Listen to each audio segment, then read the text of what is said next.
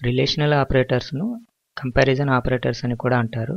ఒకదాన్ని మరో దానితో కంపారిజన్ చేయడానికి ఈ రిలేషనల్ ఆపరేటర్స్ను యూజ్ చేస్తారు. రెండు వాల్యూస్ ఈక్వల్ టు అవునా కాదా అని చెక్ చేయడానికి డబుల్ ఈక్వల్ టు యూజ్ చేస్తారు. నాట్ ఈక్వల్ టు చెక్ చేయడానికి ఎక్స్క్లమేషన్ ఈక్వల్ టును యూజ్ చేస్తారు. తక్కువనా కాదా చెక్ చేయడానికి లెస్ దాన్,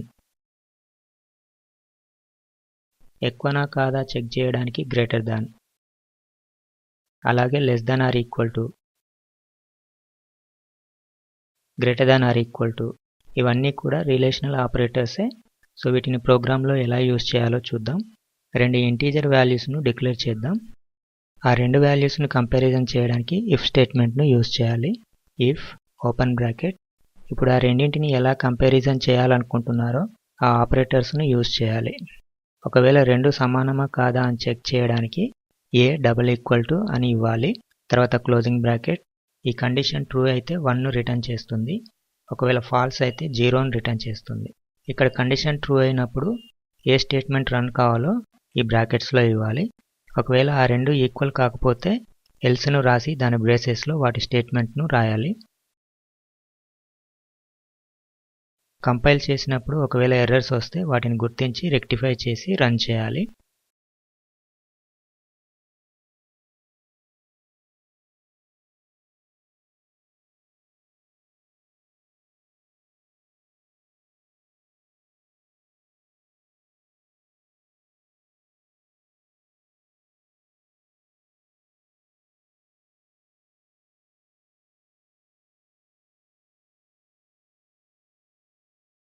ఒకవేళ రెండు నాట్ ఈక్వల్తో చెక్ చేయడానికి not equal to exclamation equal to ఆపరేటర్ను యూజ్ చేయాలి.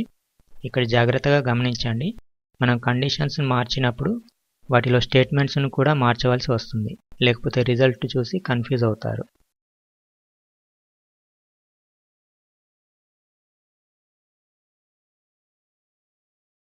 అలాగే గ్రేటర్ దాన్ కండిషన్ను చెక్ చేయాలి.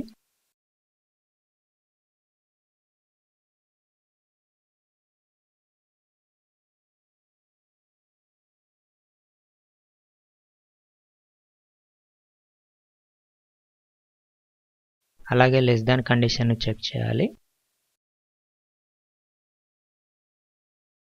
అలాగే less than or equal to కండిషన్ను చెక్ చేయాలి.